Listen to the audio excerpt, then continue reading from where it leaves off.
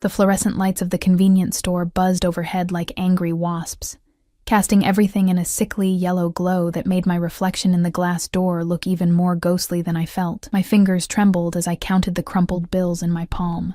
$3.47. Not enough for the prenatal vitamins the free clinic had insisted I needed. Not enough for much of anything, really. I pressed my hand against my lower abdomen, feeling the slight swell there beneath my oversized sweater.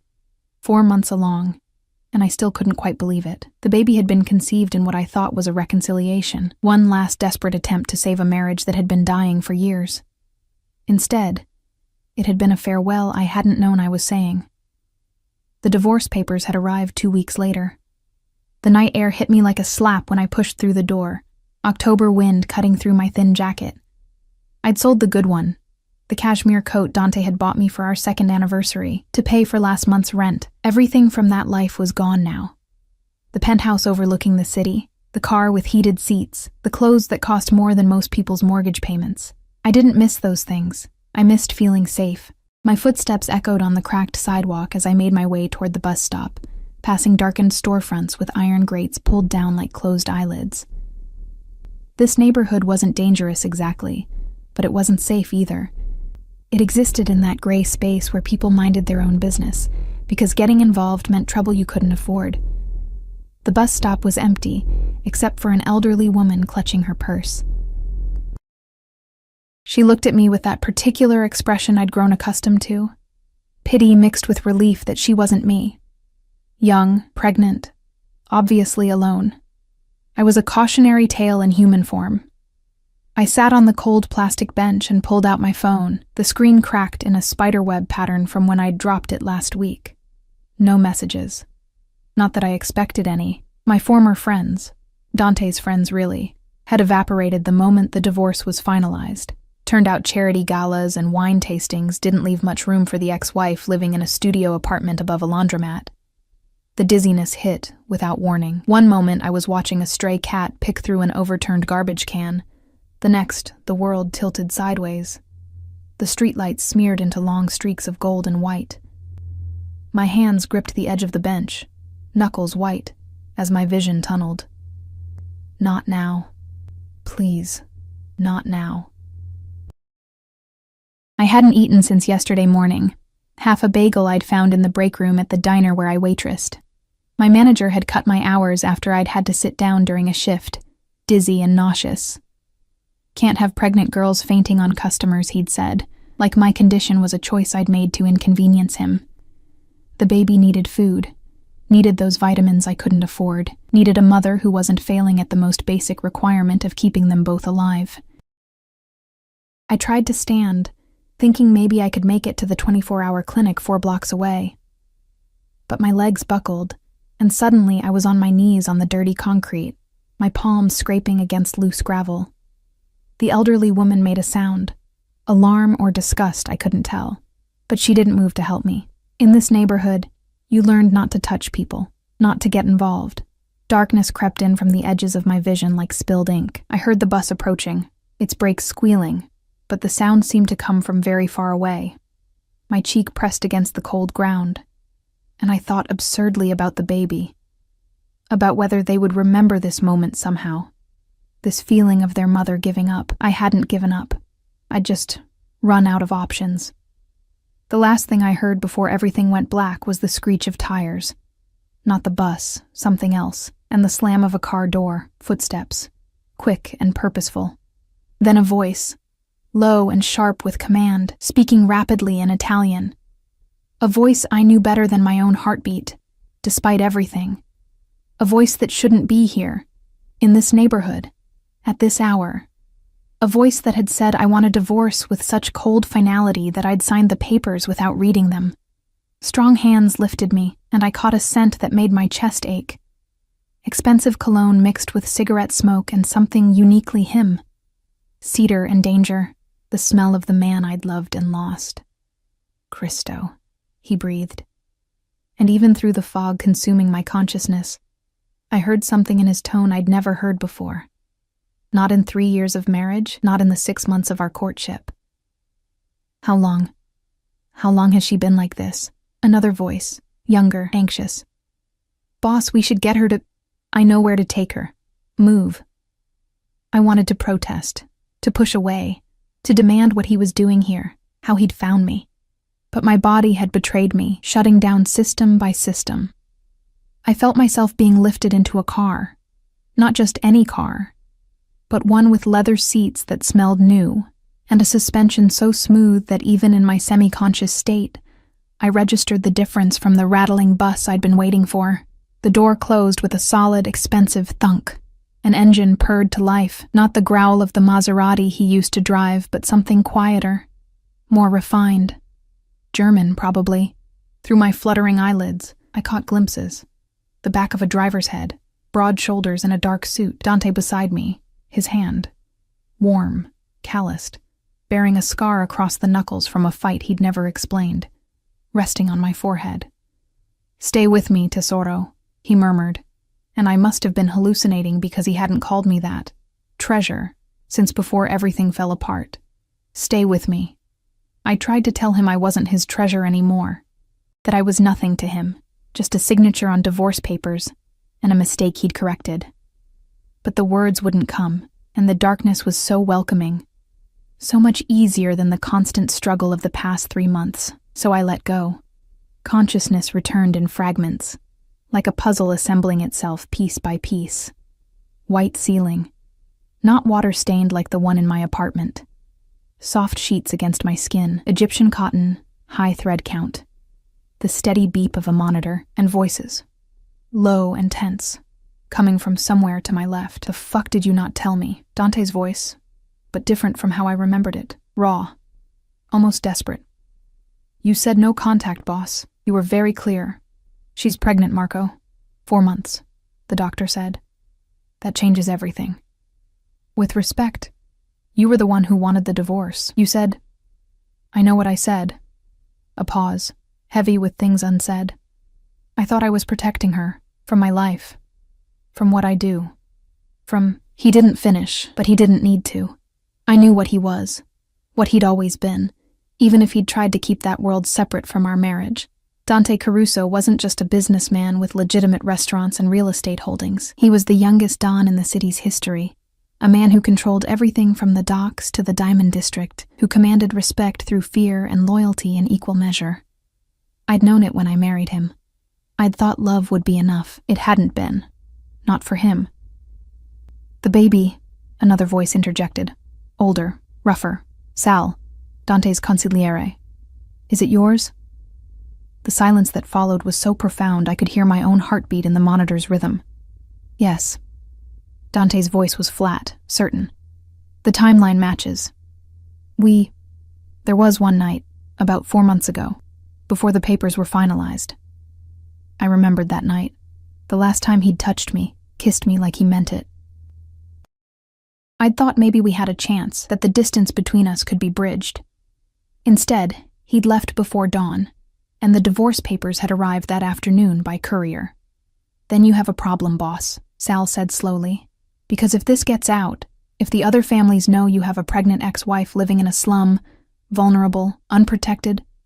"I know." The words were bitten off, sharp as broken glass. "They'll use her. Use the baby. Leverage against you." "I know." I heard footsteps, pacing, then the scrape of a chair being pulled across the floor, closer to my bed. "She looks like she hasn't eaten in days," Dante said quietly. "The doctor said she's malnourished, anemic, working herself to exhaustion." A pause. "This is my fault. You did what you thought was right," Sal offered, but there was doubt in his tone. "I did what was safe, for her. I thought if she was away from me, from this life, she could be normal, happy. Find someone who could give her the life she deserved."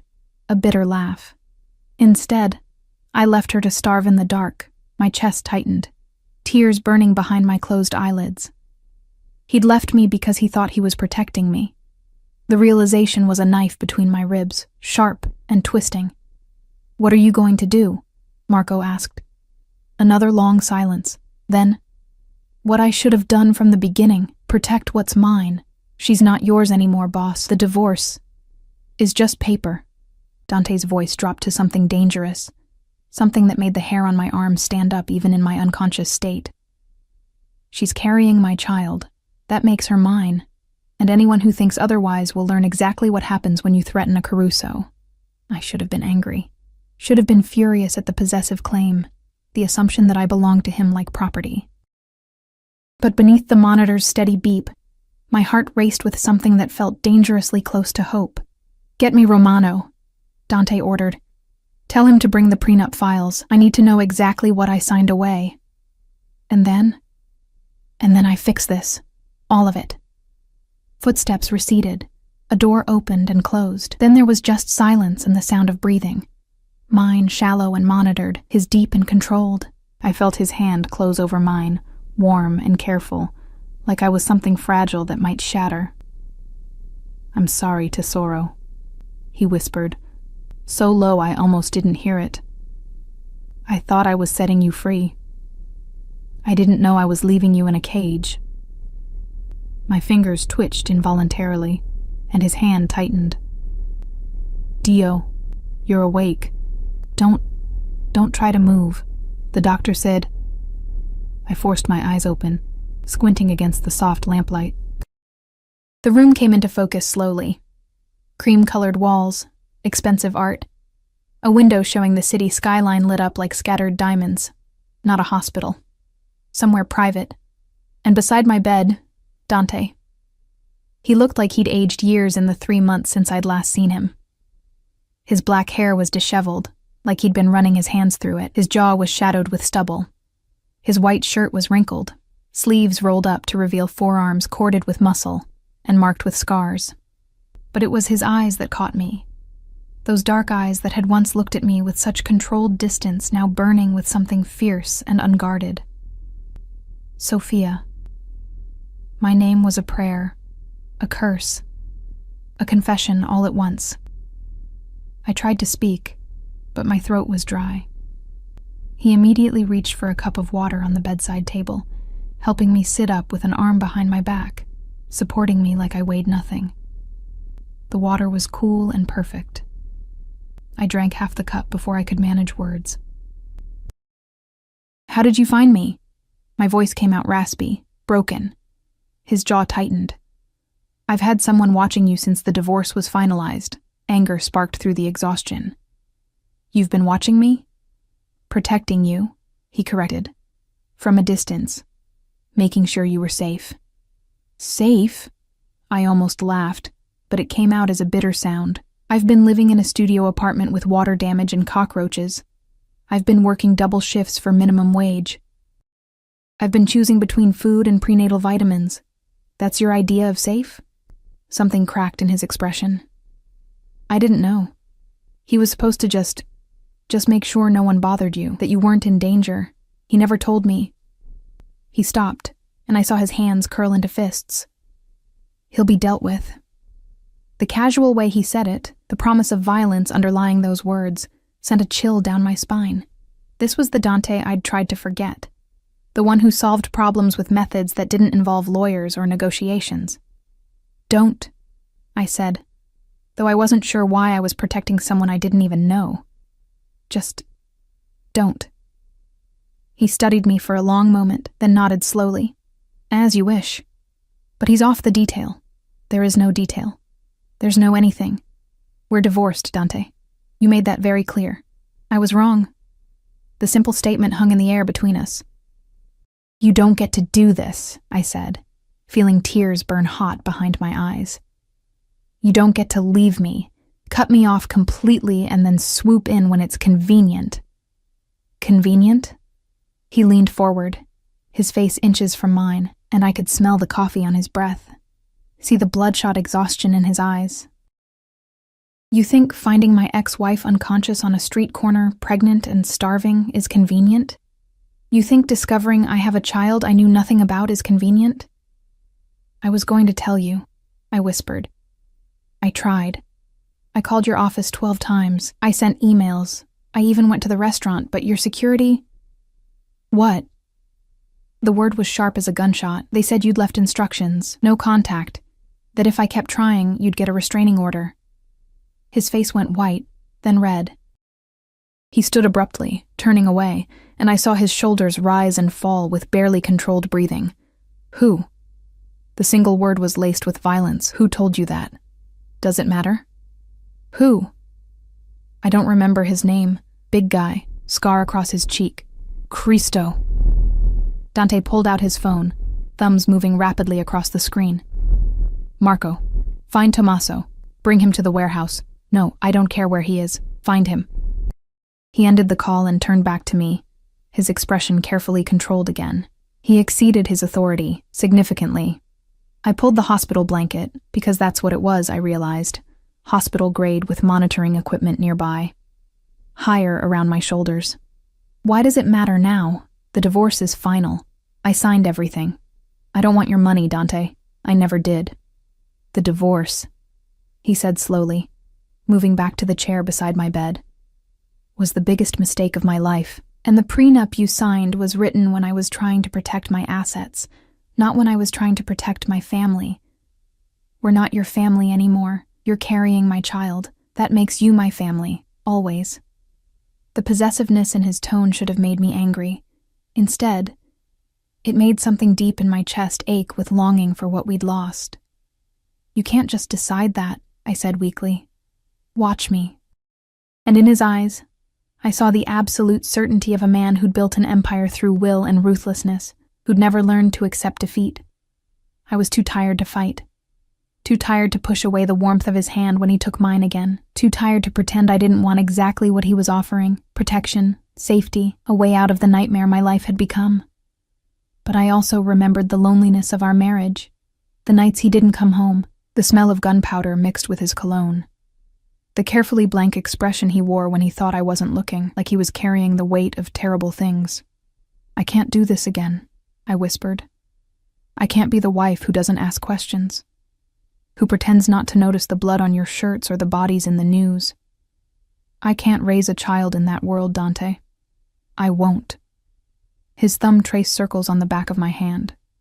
Then we'll find a new way, together. But I'm not walking away again, Sophia. I can't. Not from you, and not from our child. Before I could respond, the door opened and a man in a white coat entered, followed by Marco carrying a tablet. Mrs. Caruso, the doctor said, then caught himself. Apologies. Ms. Bennett, how are you feeling? The correction stung more than it should have. Like I was hit by a truck, I admitted. You were severely dehydrated and malnourished.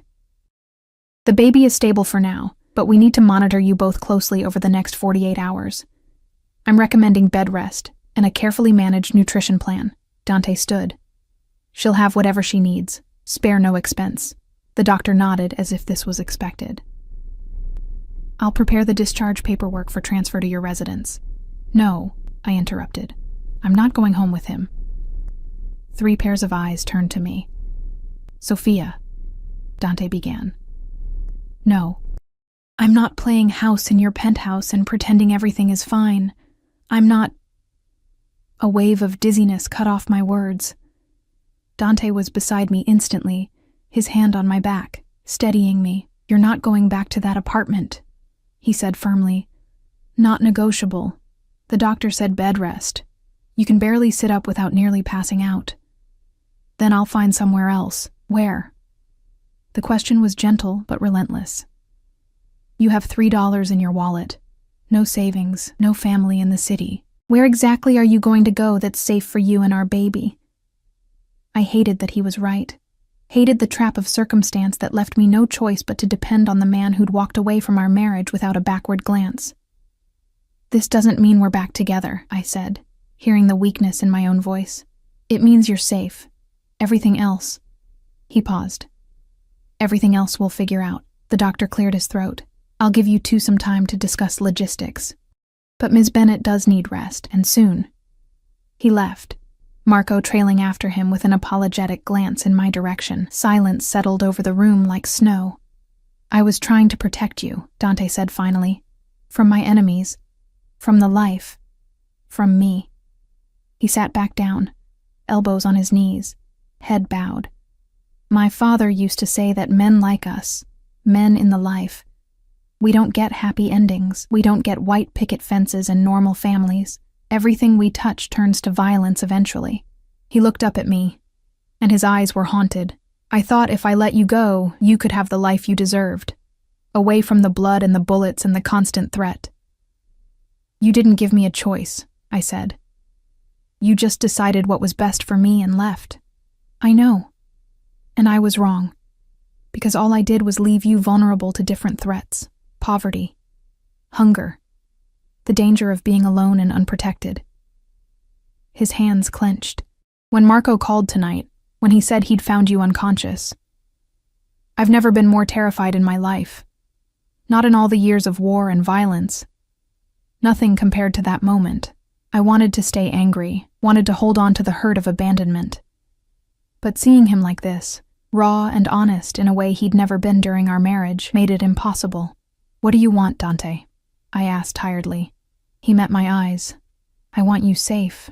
I want our baby healthy. He trailed off, then seemed to steel himself. I want a second chance, not as the man who tried to keep you separate from his world, but as the man who brings you into it fully. No more secrets. No more protection through distance. Real partnership. You're asking me to be a Mafia wife. Actually be one, not just pretend. I'm asking you to be my wife again. To let me protect you the right way, and yes, that means knowing the truth about what I do.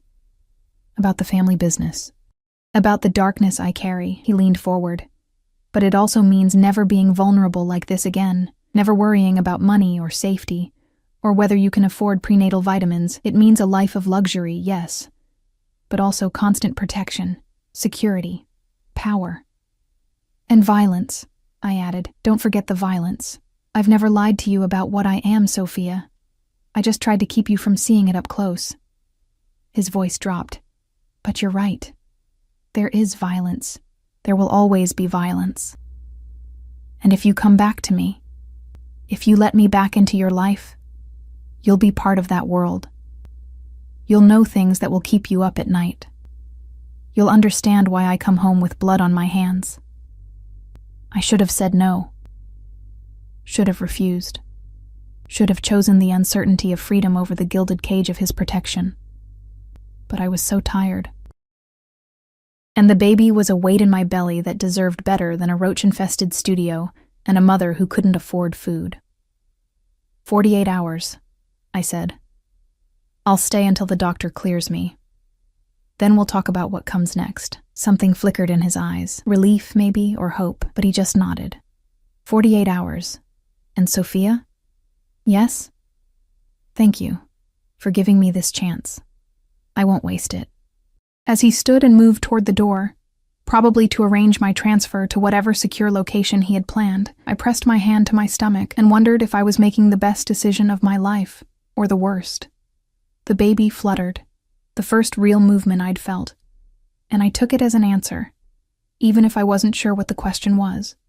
The penthouse was exactly as I remembered it, and that was somehow worse than if it had changed. I stood in the center of the living room, wrapped in one of Dante's shirts, and a pair of soft cotton pants the doctor had approved, and felt like a ghost haunting her own past. The floor-to-ceiling windows still offered the same breathtaking view of the city, a glittering sprawl of lights that made everything below seem small and inconsequential. The furniture was the same, sleek Italian leather, chrome and glass, everything expensive and carefully chosen. Even the art on the walls hadn't changed. Abstract pieces that cost more than most people earned in a year. What had changed was me. 3 months ago, I'd walked out of here with a single suitcase and what remained of my dignity. I'd left behind the designer clothes, the jewelry, everything that marked me as Dante Caruso's wife. I'd wanted nothing from him except my freedom. Now I was back, pregnant with his child, and freedom felt like a luxury I could no longer afford. Your room is ready, Dante said from behind me, and I turned to find him standing in the doorway, hands in his pockets. He'd changed into fresh clothes, black slacks and a charcoal sweater that made his dark eyes even more intense. I had them prepare the guest suite. I thought you'd be more comfortable with your own space. The guest suite, not the master bedroom we'd shared. The consideration should have made me grateful, but instead, it highlighted the strangeness of our situation. Not married, not divorced emotionally, not quite strangers, existing in some liminal space that had no name. "Thank you," I said, my voice sounding foreign in the familiar space. He moved into the room, maintaining a careful distance that felt deliberate. "The doctor will be here tomorrow morning to check on you. I've arranged for a nutritionist to develop meal plans, and there's a physical therapist on call if you need—" "Dante." I cut him off gently. "You don't have to manage me like a project." His jaw tightened. "I'm trying to take care of you." "I know, but I'm not one of your business acquisitions. You can't just throw money and resources at me and expect everything to be fixed." "Then tell me what you need." He took a step closer, frustration bleeding through his controlled exterior.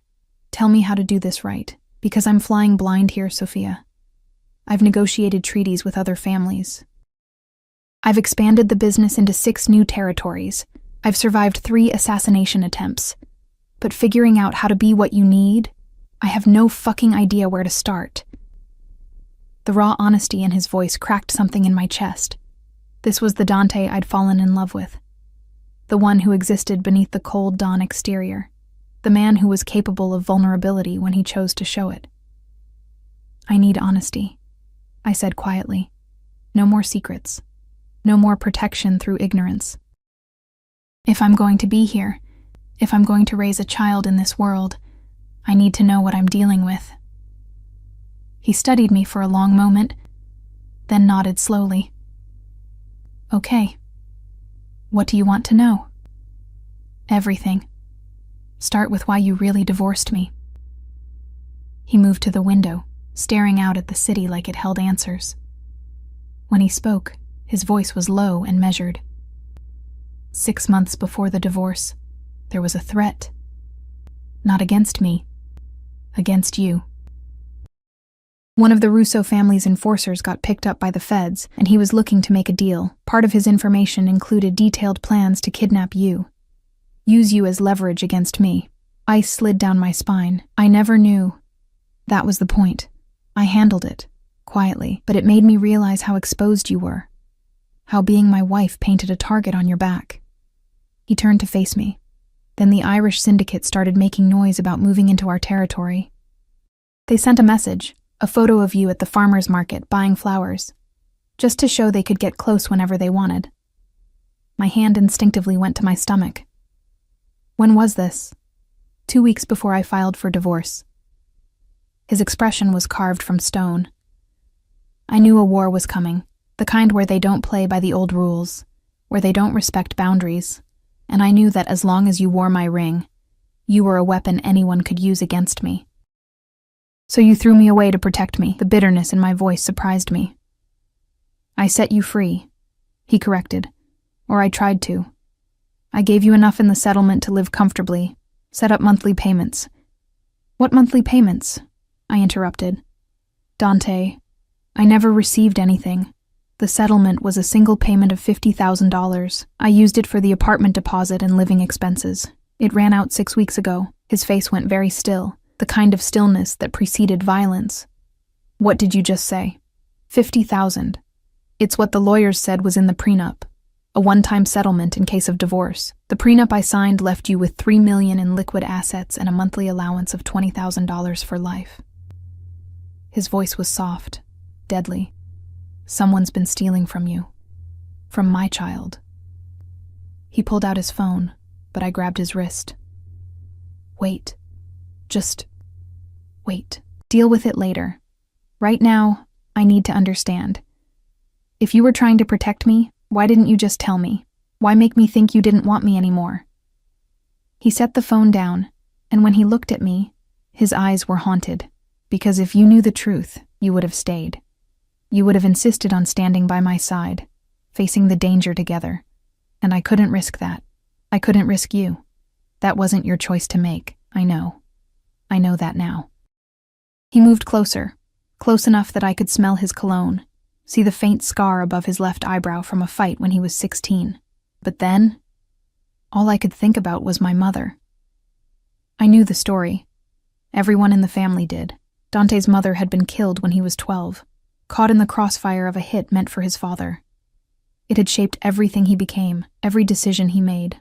I swore I would never let that happen to someone I loved, he continued. Never put someone in that position. So when the threats started coming, when I realized the war would make you a primary target, I made a choice. I chose your life over our marriage. And now? I asked. The threats are still there. The danger hasn't changed, so what's different? You're pregnant. You're vulnerable. You've already been hurt by my attempts to protect you from a distance. His hand came up, hovering near my face but not quite touching. And I realized that the only way to truly keep you safe is to bring you into the fortress, not leave you outside it. Alone, you're an easy target. Under my protection, surrounded by my security, you're untouchable. Like a possession, I said, but without heat. Like family. He finally made contact, his palm cupping my cheek with heartbreaking gentleness, like the most important thing in my world. And I protect what's mine, Sophia. With everything I have. I should have pulled away, should have maintained the distance that made sense given our situation, but I was exhausted and overwhelmed, and his touch felt like coming home after a long, terrible journey. I'm scared, I admitted in a whisper. Of me? Of this? Of wanting this? Of letting myself believe we could make it work this time when it fell apart so badly before. His thumb traced my cheekbone. We didn't fall apart. I blew us up to save you. There's a difference. And this time, he leaned forward until his forehead rested against mine. This time, I won't run. No matter what's coming, we face it together. That's my promise. The baby kicked, stronger this time, more insistent, and Dante's eyes widened as he felt it beneath his palm. Was that? Yeah. I placed my hand over his. That's your daughter. Or son. We don't know yet. Something transformed in his expression. A softening that made him look younger, almost vulnerable. Our baby, I confirmed. He sank to his knees in front of me, his hands gentle on my hips as he pressed his ear to my stomach. I stood frozen, my fingers unconsciously moving to his hair as he listened to the life we'd created together. I'm sorry, he murmured against my skin. I'm sorry I wasn't there. I'm sorry you went through this alone. I'm sorry for all of it. Tears burned my eyes. Dante, I'm going to fix this. Everything that went wrong, everyone who failed you, everyone who kept us apart, I'm going to fix all of it. He looked up at me, and his eyes were bright with unshed tears. And I'm going to be the father this baby deserves, the husband you deserved all along. I swear it. I believed him. God help me. I believed every word. The next morning, I woke to sunlight streaming through unfamiliar windows and the smell of fresh coffee. For a moment, I forgot where I was, my hand reaching across the bed for a warmth that wasn't there. Then memory returned in a rush. The penthouse, Dante. The conversation that had left my emotions in tatters. I'd slept in the guest suite, as promised, in a bed so soft it felt like floating on clouds. Someone had unpacked my meager belongings, the few clothes I'd brought from my apartment, some toiletries, and arranged them in the walk-in closet that was bigger than my entire former living space. The bathroom was a study in marble and chrome, with a shower that had 6 different settings and a tub deep enough to swim in. I indulged in a long, hot shower, letting the water pressure work out knots in my shoulders I'd been carrying for months. When I emerged, wrapped in a plush robe I'd found hanging on the door, I discovered breakfast waiting in my room. Fresh fruit, whole grain toast, yogurt with granola, and a note in Dante's precise handwriting. Doctor arrives at 10 a.m. Nutritionist at noon. Rest as much as you need. I'm in the office if you require anything. D formal. Careful. Maintaining the boundaries I'd said I needed. I ate slowly, savoring each bite. Real strawberries, not the mushy ones from the discount grocery store. Toast from actual bakery bread. Orange juice that tasted like sunshine. Food I didn't have to steal from work or ration to make last the week. The guilt came with the pleasure. How many pregnant women were struggling the way I had been? How many didn't have a Mafia Don ready to swoop in and rescue them? I was finishing my coffee when there was a soft knock at the door. Come in, I called, expecting a maid or maybe Marco with some message from Dante. Instead, a woman entered. Mid-50s, elegant in a tailored navy suit, with silver-streaked dark hair pulled back in a sophisticated bun. Her eyes, sharp and assessing, swept over me with the kind of thorough evaluation that made me suddenly conscious of my borrowed robe and shower-damp hair. "Ms. Bennett," she said in accented English, Italian, like Dante's when he was tired or angry. "I am Gabriella Caruso, Dante's aunt. We have not been formally introduced." I knew who she was. Gabriella Caruso, sister to Dante's late father, was one of the most powerful women in the organization. She controlled the family's legitimate business holdings and served as a bridge between the old world and the new. She'd been at our wedding, a silent presence in black who'd watched me with unreadable eyes. She'd also been conspicuously absent from the divorce proceedings. "Mrs. Caruso," I said, standing on unsteady legs. "I didn't know you were here. I arrived this morning. Dante called me last night with interesting news." She moved into the room with the kind of confidence that came from never being challenged. "You're pregnant. With his child. This complicates things considerably." "I'm aware," I said carefully. She studied me like I was a painting she was considering purchasing. "Are you? I wonder. Do you understand what it means to carry a Caruso heir? The responsibility? The danger?" "I'm learning." She moved to the window, looking out at the city. "When Dante divorced you, I told him he was a fool, that he was repeating his father's mistakes, trying to protect by pushing away instead of pulling close. But he is like all the Caruso men, stubborn, convinced they know best, unable to see that sometimes the greatest strength is in unity, not isolation." I wasn't sure how to respond to that, so I stayed silent. "Now you're back," she continued. "Pregnant, vulnerable, and whether you know it or not, you have become the most valuable piece on a very dangerous board. The other families will see you as weakness, as leverage, as an opportunity. Dante said he'd protect me." She turned, and her smile was sharp. "Oh, he will. He'll burn the city down before he lets anyone harm you or that child. But protection comes with a price, Ms. Bennett. It means guards following you everywhere. It means your friends being vetted. It means living in a gilded cage where even your freedom is controlled for your own safety. You're trying to scare me. I'm trying to educate you. There's a difference." She moved closer, her gaze softening slightly. "I don't dislike you, child. In fact, I rather admired you during your marriage.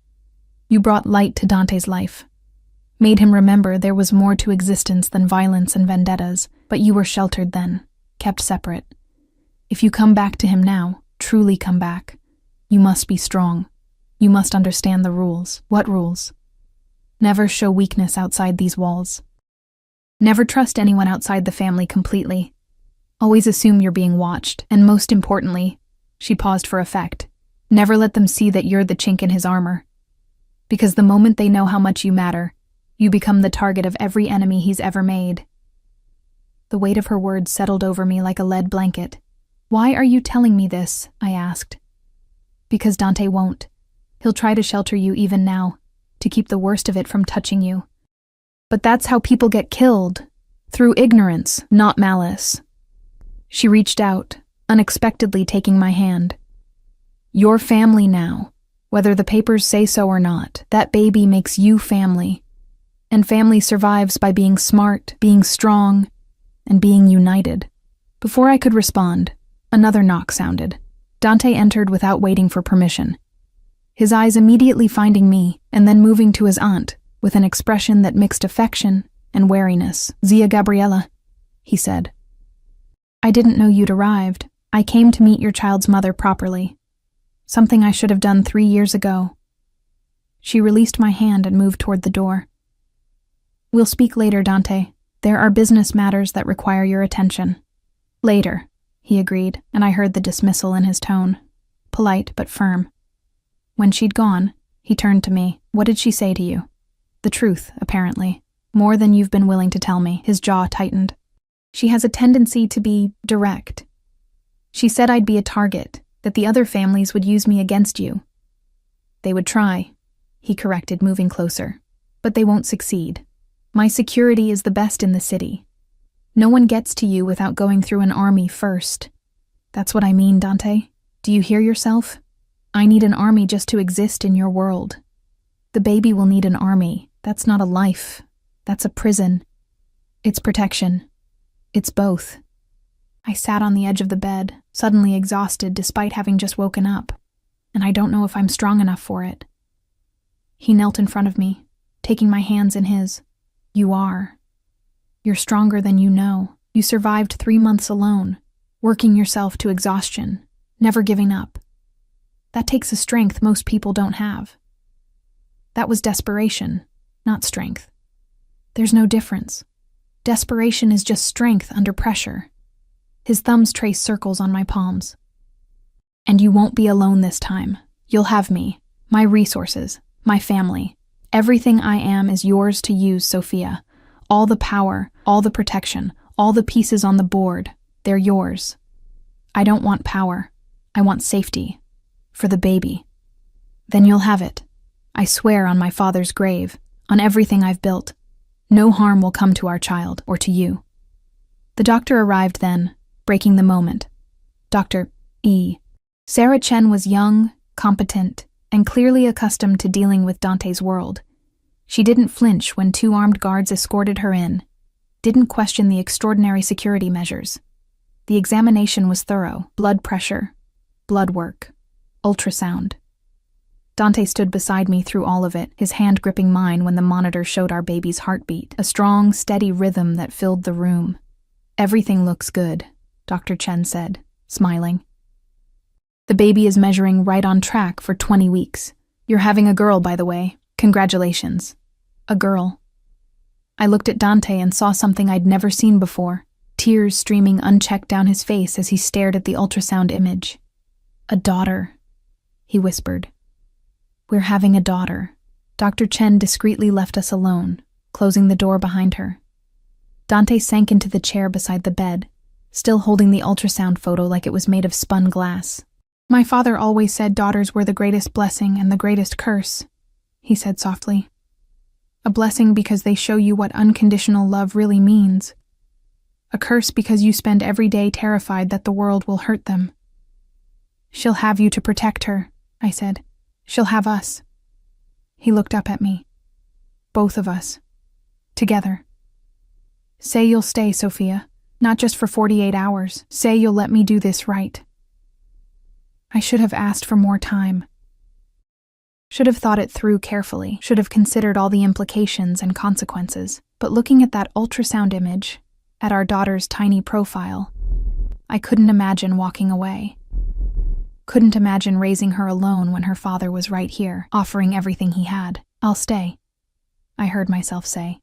For her. We'll try this your way. The smile that broke across his face was like sunrise after a long, dark night. Thank you, he said, and then he was kissing my hand, my wrist, my forehead. Thank you. I won't let you regret this, I swear it. I hoped he was right, but a small voice in the back of my mind whispered that some promises were impossible to keep, no matter how much power you had. The days blurred together in a strange rhythm that was both foreign and familiar. Mornings brought breakfast in bed, carefully calibrated meals designed by the nutritionist to support the baby's growth.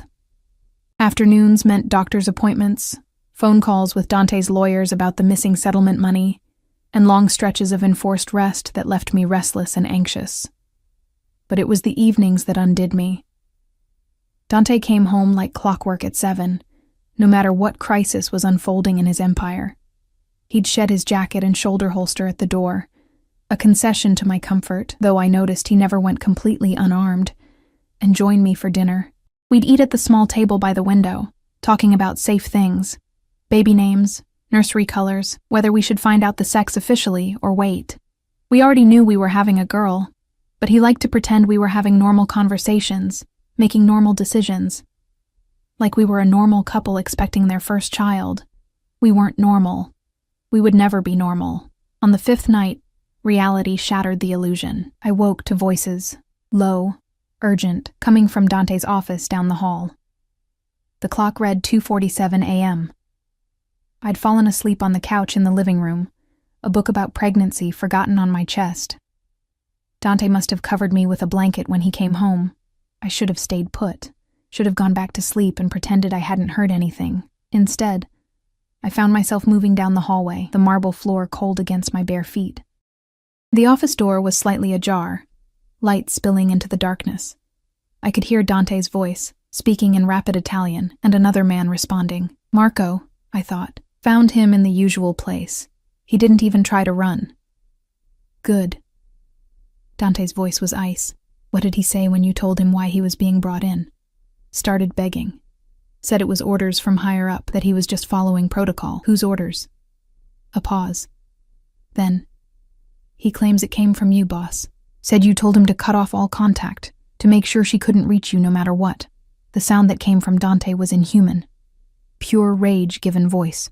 Something crashed. Glass shattering. I gave no such order. I said to watch her discreetly, to keep her safe. Not to isolate her. Not to steal from her. Not to let her fucking starve while my child grew inside her. I know, boss. We all know. But Tommaso says... I don't care what Tommaso says. He's a liar and a thief, and he put my family at risk. There's only one response to that. My hand went to my mouth, stifling a gasp. I knew what one response meant in Dante's world. I'd always known, even when I'd been sheltered from it. When? Marco asked quietly. Now, tonight. I want him gone before sunrise, and I want it messy. Send a message to anyone else who thinks they can disobey me when it comes to my family. Consider it done. And the money he skimmed?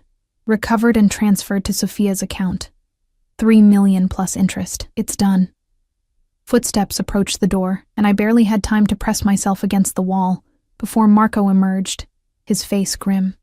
He saw me, froze for a half-second, then gave me a respectful nod and continued down the hallway. I should have run. Should have returned to my room and buried myself under the covers. Instead, I stepped into the doorway. Dante stood with his back to me, hands braced on his desk, shoulders rigid. His shirt was disheveled, sleeves rolled up, and in the lamplight I could see fresh blood on his knuckles. The room smelled like whiskey and violence. How much did you hear? He asked without turning around. Enough. He straightened slowly, reaching for a glass of amber liquid on the desk. He drained it in one swallow before facing me. In the harsh light, he looked older, harder. This was Don Caruso, not the man who'd held my hand during ultrasounds. You should be sleeping, he said. You're going to kill him. It wasn't a question. Yes. The blunt admission hung between us. Because he stole money? Because he endangered you and our daughter? Because he disobeyed direct orders? Because he lied to you, made you think I didn't want you to contact me, let you struggle alone? His eyes were black in the dim light, fathomless. Because he touched what's mine, and in my world, that has consequences. I wrapped my arms around myself, suddenly cold despite the blanket I'd brought with me. This is what you meant, isn't it? When you said bringing me into your world meant knowing the truth, this is the truth. You kill people. When necessary, yes, and you decide what's necessary. That's what being Don means. He moved toward me slowly, like approaching a spooked animal. I told you there would be violence, Sophia. I told you this life was dark. Did you think I meant metaphorically? I don't know what I thought. My voice cracked. Maybe I thought, I don't know, that it would be abstract, distant.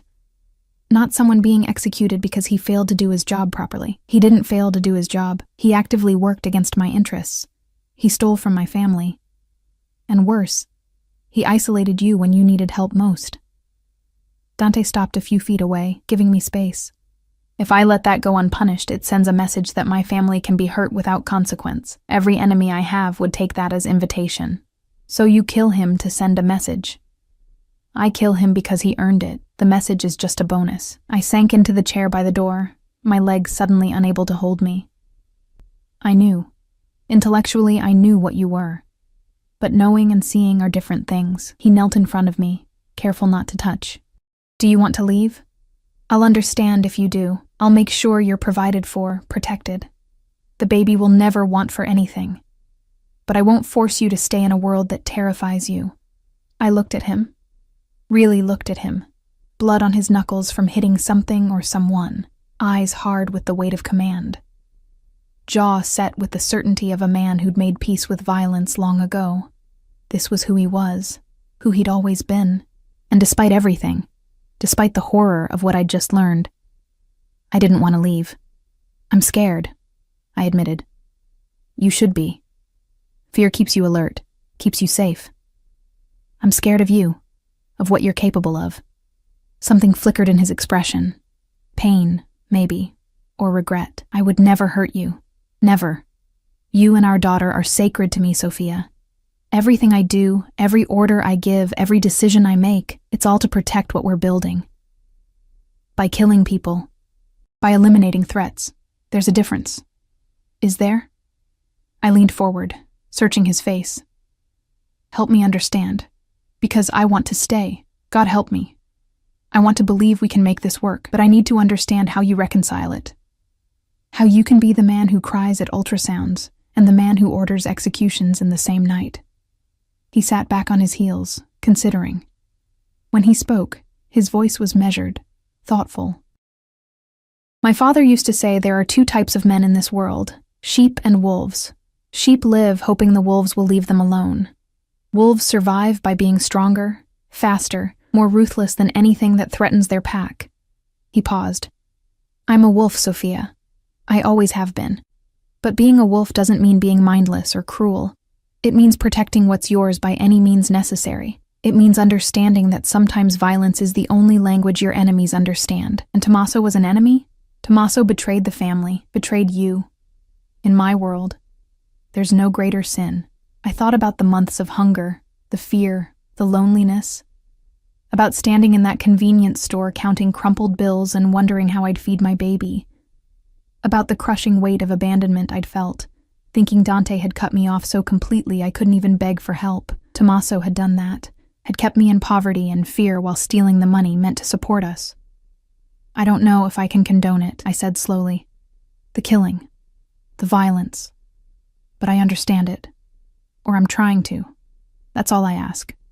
Understanding. Not approval." He finally reached out, his clean hand cupping my face. "I'll never ask you to become someone you're not. Never ask you to pull a trigger or give the orders. But I need you to trust that when I do these things, it's not from cruelty or ego. It's from necessity, from the responsibility of keeping our family safe. Our family." The words settled around us like a promise and a prophecy. "What happens now?" I asked. "After Tommaso? Now we move forward. I have the lawyers working on annulling the divorce. Turns out fraud in the settlement agreement gives us grounds. We'll remarry quietly, quickly. I want my ring back on your finger before you start showing significantly." "Remarry." I tested the word. "You're sure?" "I've never been more sure of anything." His thumb traced my cheekbone. "You're mine, Sophia. You've always been mine. The divorce was just a piece of paper I used to lie to myself, to pretend I could keep you safe by keeping you away. But I can't. The only way forward is together." I should have protested, should have insisted on more time, more certainty. But sitting there in his office, surrounded by the trappings of his violent world, I felt strangely safe, like I'd finally stopped fighting against the current and accepted where it was taking me. "Okay," I whispered. "We'll do it your way." His smile was fierce, possessive. "Our way. We do it our way now. Partners." He kissed me then, gentle and reverent, like I was something precious he'd thought he'd lost forever. I kissed him back, tasting whiskey and desperation, feeling the careful control he maintained even now. When we broke apart, he rested his forehead against mine. "Go back to bed," he murmured. "I have things to finish here, but I'll join you soon. In the guest room? Wherever you want me." I stood, his hand sliding from my face. At the door, I paused and looked back. He'd returned to his desk, picking up his phone, already moving to the next crisis. "Dante?" He looked up. "Don't lie to me. Ever. Even if you think it's to protect me. I can handle the truth. I can't handle deception." Something shifted in his expression. Respect, maybe, or relief. "Deal. No more lies. No more protection through ignorance. Good." I left him there and returned to the guest room, but I didn't sleep. Instead, I lay awake listening to the city sounds drifting through the windows, wondering what kind of life I was building for our daughter, wondering if love was enough to balance the darkness. 3 days later, I wore Dante's ring again. The ceremony was nothing like our first wedding. No cathedral, no 100 guests, no white dress that cost more than a car. Just a judge in Dante's study, witnessed by Marco and Gabriella, with me in a simple cream dress that accommodated my growing belly. But when Dante slid the platinum band back onto my finger when he promised to love and protect me until death, when he kissed me like I was air and he'd been drowning, it felt more real than any grand ceremony could have. Mrs. Caruso, he murmured against my lips, and this time the name fit like it was made for me. The celebration dinner was small, just family. Gabriella toasted us in Italian, her eyes suspiciously bright. Marco raised his glass with a genuine smile, and Dante kept his hand on my thigh throughout the meal, a constant reminder of possession and protection intertwined. Later, in the master bedroom, our bedroom now, he undressed me with reverent hands, tracing the changes in my body with something like wonder. "You're beautiful," he said, his palm flat against my rounded stomach. "More beautiful than I remembered. I'm getting fat. You're growing our daughter. There's nothing more beautiful than that." He made love to me like I might break, gentle and careful and maddeningly slow. I'd forgotten what it was like to be touched with intention, with desire that wasn't rushed or guilty. His hands mapped every curve, every sensitive spot, relearning my body the way a man studies sacred text. When I came apart beneath him, gasping his name, he swallowed the sound with a kiss that tasted like possession and promise. Afterwards, we lay tangled together, his hand never leaving my stomach. "I felt her move," he said with wonder. "Just now." She kicked. "She's been active lately. The doctor says it's a good sign. She's strong. Like her mother." I turned in his arms to face him. "What kind of life are we giving her, Dante? Honestly." He was quiet for a moment, his fingers tracing idle patterns on my shoulder. "A complicated one. A privileged one. A dangerous one." He met my eyes. "But also one filled with family, with protection, with the knowledge that she's valued beyond measure.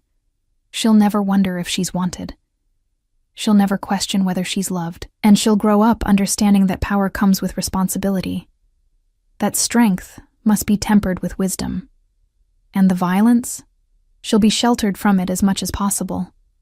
But when she's old enough, she'll understand the truth about our world, about what it takes to survive in it. I won't lie to her, just like I won't lie to you anymore. What if she wants a different life? What if she wants nothing to do with the family business? Then we support her. Give her the education, the resources to pursue whatever path she chooses. The family is a legacy, not a prison." He paused. "Though I hope she'll understand the responsibility that comes with the name, the people who depend on us, the community we protect." "Community? You're a crime boss, Dante. You're not running a charity." He smiled slightly. "Aren't I? I employ 300 people directly, support 5 times that many through various businesses. I keep the neighborhood safe. My people don't tolerate the kind of violence that plagues other areas. I settle disputes fairly. I protect the vulnerable from predators worse than me." His expression grew serious. "I'm not a saint, Sophia, but I'm not a monster either. I exist in the gray spaces between, doing what needs to be done to maintain order in a world that would be chaos without structure." I wanted to argue, to point out the logical fallacies in his reasoning. But I was too tired, too comfortable in his arms, too seduced by the warmth and safety I felt. "I love you," I said instead. "Even though I probably shouldn't, even though you scare me sometimes. I love you." His arms tightened around me. "I love you more than I have words for. You and our daughter. You're the only purely good things in my life. Everything else is compromise and calculation. But you too? Your grace I don't deserve. Then deserve us. Be the man you are with me all the time, not just in private." "I'll try. I can't promise to be soft. That's not who I am. But I can promise to be fair, to be just, to use the power I have to protect rather than just to punish." It was the best promise I could hope for from a man like him. We fell asleep like that, wrapped around each other, his hand protective over our daughter, even in unconsciousness. The next morning, I woke to an empty bed and the smell of coffee. A note on Dante's pillow read, "Emergency meeting. Back by noon. Guards are outside if you need anything." I stretched, feeling the pleasant ache of well-used muscles, and smiled despite myself. Whatever complicated, dangerous life we were building, at least we were building it together. The smile faded when I padded into the kitchen and found Gabriella sitting at the island, reading a newspaper and sipping espresso. "Good morning, nipote," she said, using the Italian word for niece. "Sleep well?" I did, thank you. I poured myself decaf coffee, another pregnancy sacrifice, and joined her at the island. "Is everything all right?" Dante mentioned an emergency meeting. "The Moretti family is making noise about territory disputes, nothing that concerns you directly." She folded the newspaper and studied me over her cup. "You look different. Happier." "I am. I think. It's complicated. Love always is. Especially in this family." She set down her cup. "I wanted to speak with you about something important. About your role now that you're Dante's wife again." Tension crept up my spine. "What about it?" "You understand that being married to the Don makes you a target, yes? But it also makes you powerful in your own right. The wives of our family have always held a special position, not involved in the violent aspects of the business, but essential to its social and political structure. I'm not sure I understand. Charity work, social events, building relationships with the wives of politicians, judges, business leaders. You'll be the face of the Caruso family's legitimate interests, the bridge between our world and theirs." She leaned forward. "And you'll be my protégé. I've been handling these responsibilities alone since Dante's mother died. It's time to pass them on." The weight of expectation settled over me like a heavy coat. "That's a lot of responsibility. You're capable of it. I've watched you these past days. You're stronger than you look, smarter than you pretend. You'll learn quickly. And if I don't want to, if I just want to focus on being a mother?" Gabriella's laugh was sharp. "There is no just being a mother in this family, child. Your daughter will be a Caruso. She'll need to understand her place in this world, and you'll need to teach her. That means understanding it yourself first." Before I could respond, my phone buzzed. A text from an unknown number. "Congratulations on the wedding. Pity about the groom's enemies. Would be terrible if something happened before the baby arrives." My blood turned to ice. Gabriella noticed my expression immediately. "What is it?" I showed her the phone with shaking hands. She read it, her face hardening into something carved from marble. "Marco!" she called, and he appeared in the doorway so quickly he must have been listening. "Get Dante, now, and trace this number." "What's happening?" I asked, fear making my voice thin. "Someone's threatening you, testing our defenses." She took my hand, her grip firm and steadying. "This is what I warned you about. This is the reality of being a Caruso. You are now a weapon anyone can try to use against Dante." My other hand went to my stomach, protective. "The baby will be fine. We'll increase security. Dante will hunt down whoever sent this and make an example of them." Her eyes were steel. "But you need to understand, Sophia. This won't be the last threat. There will always be someone trying to get to Dante through you. The question is, are you strong enough to stand firm in the face of it?" I thought about the past months, about surviving alone, about choosing to come back to this world knowing the dangers. "I'm strong enough," I said, and meant it, "but I need to learn, need to understand how to protect myself. Protect her." Gabriella's smile was sharp and approving. "Good. Then your education begins now. First lesson. Never show fear. Even when you're terrified, especially when you're terrified, you show nothing but steel. Because in our world, fear is blood in the water and the sharks will circle." The door burst open, and Dante entered like a storm, his face a mask of cold fury. "Let me see it." I handed him the phone. I watched the muscle in his jaw tick as he read the message, watched his knuckles turn white around the device. "Marco, I want everyone who has this number. I want to know where it was purchased, who activated it, every call and text it's ever made." His voice was deadly calm. "And I want double the security detail on Sophia. No one gets within 100 feet of her without being vetted 6 ways." "Already done, boss. The number's a burner, but we're working on triangulating the location it was sent from." Dante came to me, pulling me against his chest with a fierceness that stole my breath. "Are you all right? Did they say anything else? Call you?" "Just the text. I'm okay. We're okay. You're not okay. You're being threatened." He pulled back to look at me, his eyes wild. "This is exactly what I was trying to prevent. Why I pushed you away. This is what happens when people know you matter to me. Dante, I should never have brought you back. Should have kept you separate, safe." I grabbed his face, forcing him to focus on me. "Stop. Stop blaming yourself. I chose to come back. I chose this life. And I'm not running because some coward sent a threatening text. You don't understand what they're capable of. Then teach me. Show me, but don't you dare try to push me away again. We're past that." I pressed his hand to my stomach. "She needs both of us. United. Strong. Not separated by your fears." Something in him cracked, and he crushed me against him again, his face buried in my hair. "If anything happened to you, if they touched you or our daughter." "They won't. Because you'll stop them. And I'll be smart and careful and listen to your security protocols. We'll handle this together." Gabriella cleared her throat delicately. "Dante, you need to make a statement. Show strength. Let them know that threatening your family was a fatal mistake." He pulled back, his expression shifting from fear to cold calculation. "Call a meeting. All the families. Tonight. It's time they remembered who runs this city." "And Sophia?" Gabriella asked. Dante looked at me, conflict clear in his eyes. "Stays here. Protected. Surrounded by guards." "No," I said firmly. "I go with you." "Absolutely not. These meetings can turn violent. I won't risk. If I'm going to be your wife, truly be your wife in this world, then I need to be seen. Need to show them I'm not afraid, that we're united." I lifted my chin. "You said partnership. This is what that means." Gabriella nodded approvingly. "The girl is right. Hiding her makes you look weak. Bring her. Let them see that the Caruso family stands together." Dante looked between us, outnumbered and clearly unhappy about it. But finally, he nodded. "Fine. But you stay by my side. You don't speak unless I indicate it's safe. And at the first sign of danger, Marco gets you out. Non-negotiable. Deal." He pulled me close one more time, pressing a kiss to my forehead. "You're going to be the death of me, Tesoro. Or the making of you," I countered. His laugh was rough but genuine. "That too."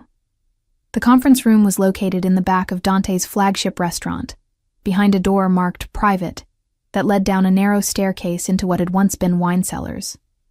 Now it served a different purpose, a neutral ground where the 5 families could meet without fear of surveillance or interruption. I'd never been here before. During our first marriage, Dante had kept this part of his life completely separate.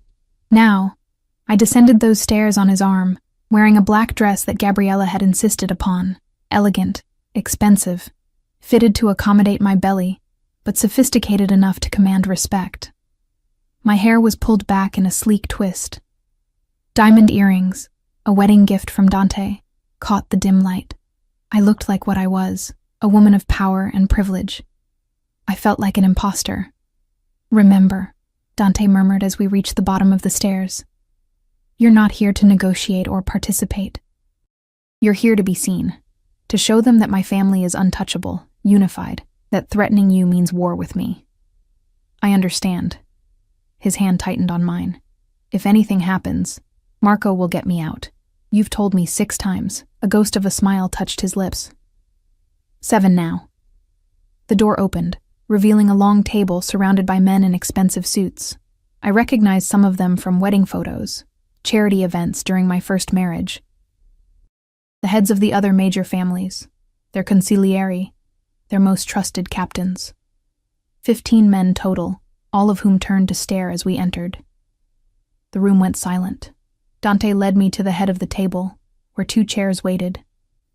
He held mine until I sat, then took his own seat, his body angled slightly toward me, protective even in posture. "Gentlemen," he said, his voice cutting through the silence like a blade, "thank you for coming on short notice. I'm sure you're all wondering why I called this meeting. We heard you got remarried," said Vincent Moretti, head of the family that controlled the docks. He was in his 60s, silver-haired and sharp-eyed, Congratulations are in order, I suppose, though marrying the same woman twice seems excessive.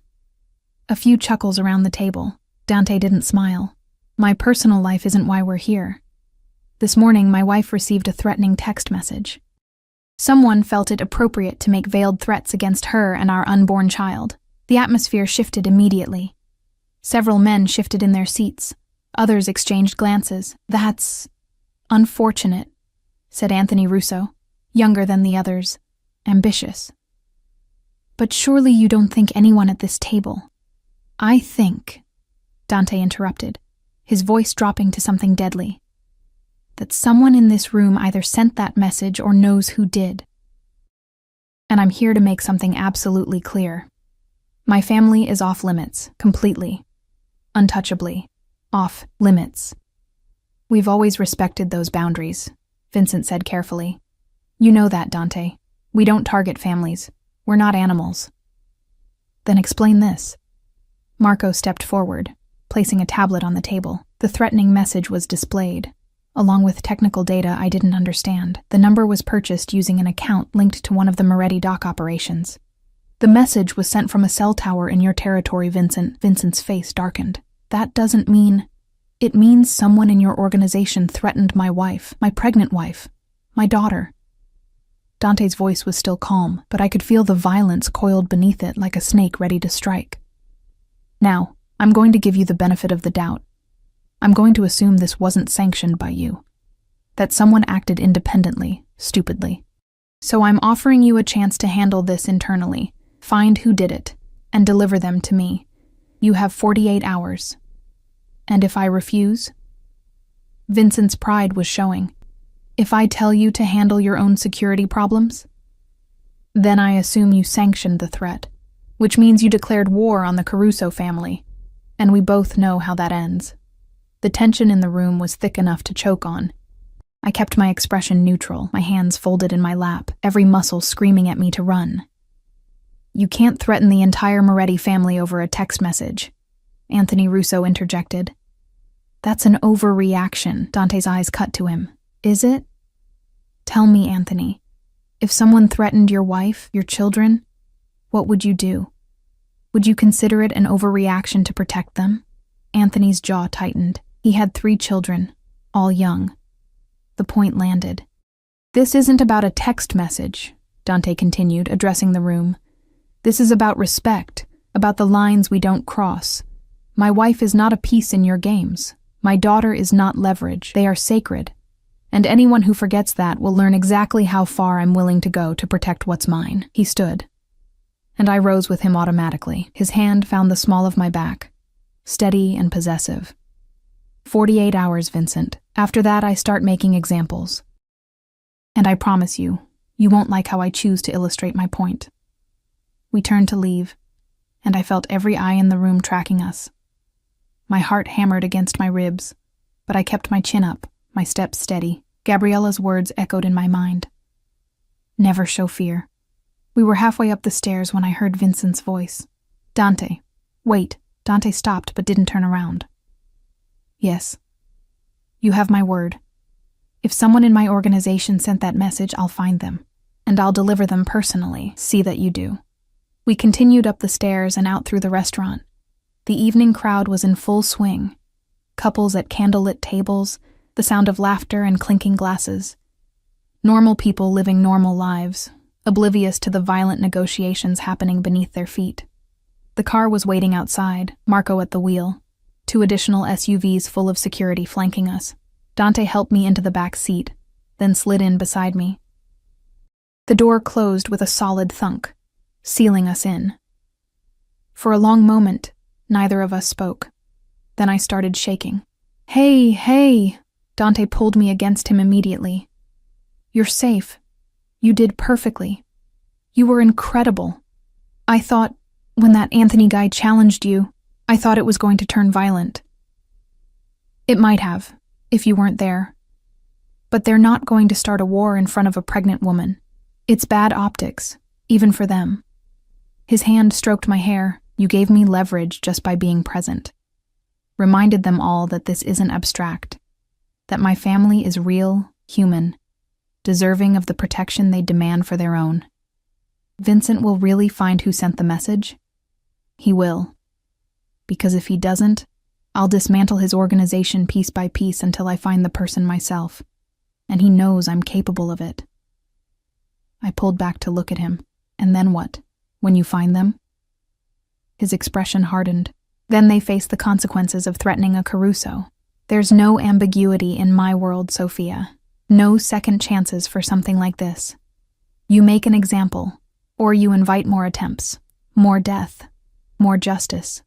There's a difference. I wasn't sure I agreed, but I was too exhausted to argue. The adrenaline was wearing off, leaving me shaky and drained. Take me home, I said quietly. Please. I just want to go home. His arms tightened around me, already on our way.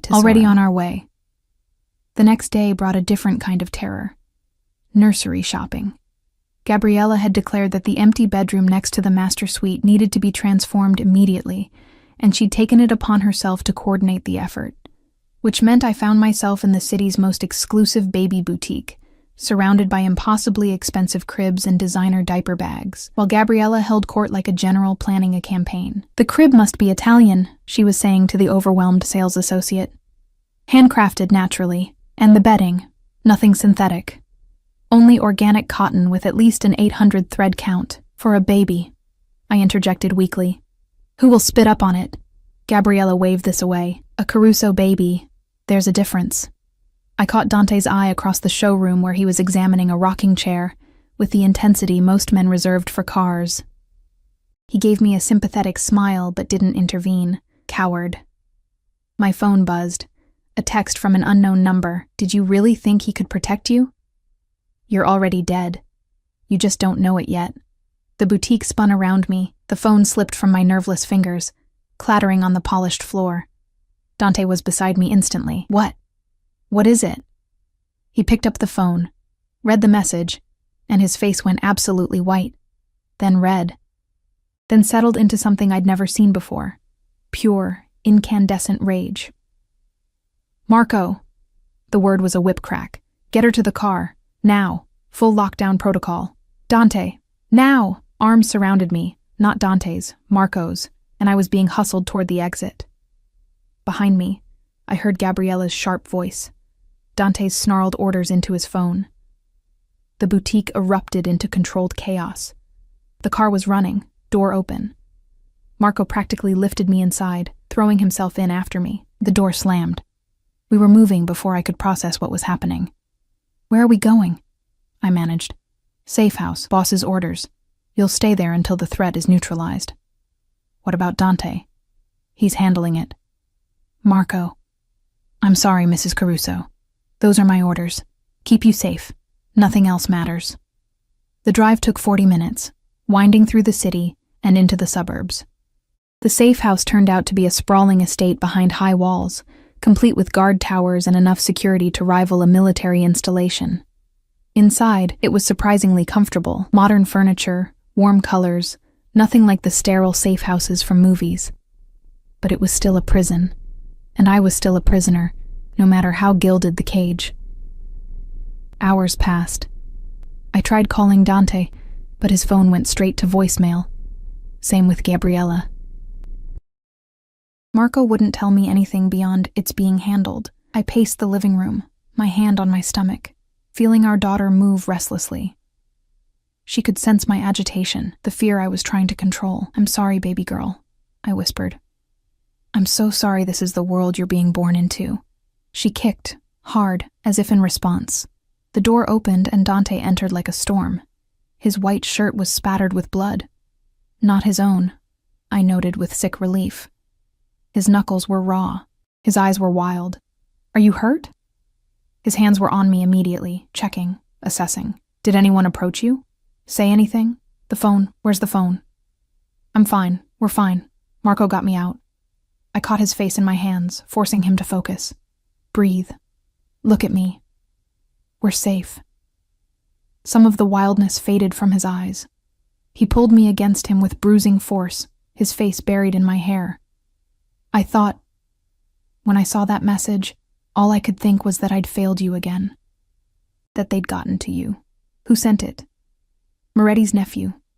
Ambitious little shit who thought threatening you would force Vincent to back away from the truce, create an opening for him to take over. Dante's voice was muffled against my hair. He was wrong. Where is he now? Gone. Dealt with. Vincent delivered him personally, as promised. Then helped me make sure the message was clear. I pulled back to look at him. You killed him. Yes. Just like that. Just like that. His eyes were hard, unapologetic. He threatened my wife, my daughter. There's no debate, no trial, no second chances for that. There's only one response, and I delivered it.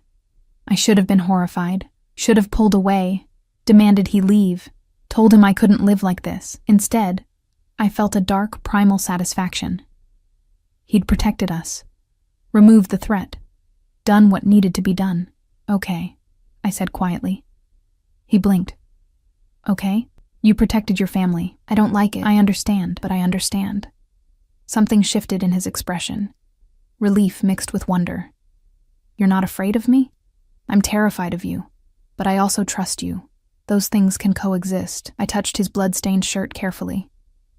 Go clean up. You're scaring the baby with all that blood. His laugh was surprised and genuine. You're incredible. You know that? I'm pragmatic. There's a difference. I pushed him gently toward the bathroom. Go, shower. We'll talk more when you don't look like an extra from a horror movie. He went, but not before kissing me, hard and possessive and desperate. While the shower ran, I sank onto the couch and finally let myself feel the fear I'd been holding back. My hands shook. My breath came in short gasps. The baby kicked anxiously, responding to my distress. This was my life now. Threats and violence and blood on white shirts. Security details and safe houses and watching my husband killed to protect us. I should have run. Should have demanded to leave, to find somewhere safe and normal. But where was safe when you carried a Caruso heir? Where was normal when the man you loved was a Mafia don? Dante emerged from the bathroom in clean clothes, his hair damp, the blood washed away. He came to me immediately, pulling me against his chest. We're leaving the city, he said quietly. For a while, until things settle. I have a property upstate, completely secure, off the grid. You'll be safe there. We both will. What about your business? Marco can handle things, Gabriella too. Right now, nothing matters except keeping you and our daughter safe until she's born. His hand splayed across my stomach. I won't risk either of you. Not for power, not for pride, not for anything. How long? As long as it takes. Months, if necessary. We'll come back when I'm certain every threat has been eliminated, every loose end tied up. He tilted my face up to his. I know it's not what you wanted. I know you're scared. But I'm not giving anyone another chance to hurt you. I thought about the cramped apartment, the loneliness, the fear of those months alone. Then I thought about this, being surrounded by guards, living in hiding, but safe and protected and with Dante by my side. Okay, I said again. We'll go. But Dante? Yes? When we come back, I want this threat eliminated, permanently. I want to be able to raise our daughter without fear, without constantly looking over our shoulder. Can you promise me that? His eyes were dark with determination. I promise. By the time we return, anyone who even thinks about threatening the Caruso family will remember what happened to those who tried. We'll have peace, Sophia. Whatever it costs, we'll have peace. I believed him. And that scared me more than the threats, more than the violence, more than anything else. Because I knew what whatever it costs meant in his world, knew what he was willing to do, what lines he was willing to cross. And God help me, I was willing to let him. We left that night, driving north in a convoy of 3 armored vehicles. The property was 3 hours away, nestled in the mountains where cell service was spotty, and the nearest neighbor was 5 miles away. The house was beautiful, a modern lodge with floor-to-ceiling windows overlooking a pristine lake, surrounded by forest. Inside, it was warm and comfortable, with a massive stone fireplace and furniture that invited you to sink in and stay a while. It was my father's retreat, Dante explained, as we stood in the living room, watching the sunset paint the lake in shades of gold and crimson. He came here when the city got too heavy.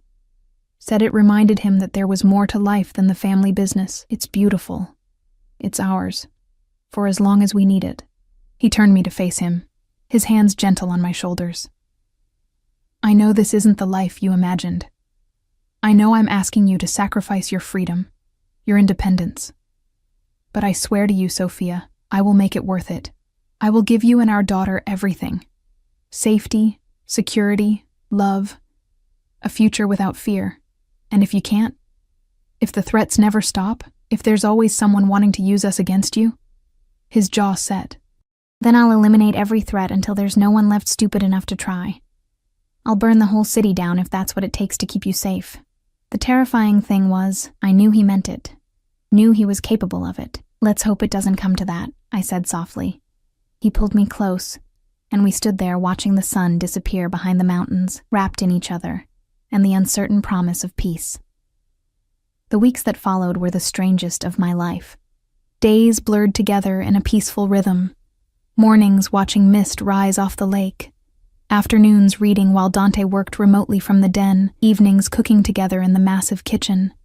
It was almost normal, almost like we were a regular couple expecting their first child, preparing for parenthood in peaceful isolation, except for the armed guards patrolling the perimeter, the secure phone lines, the encrypted video conferences where Dante gave orders I tried not to hear.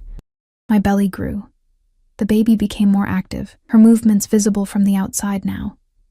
Dante spent hours with his hand on my stomach, talking to her in Italian, telling her stories about her grandfather, about the family she'd be born into.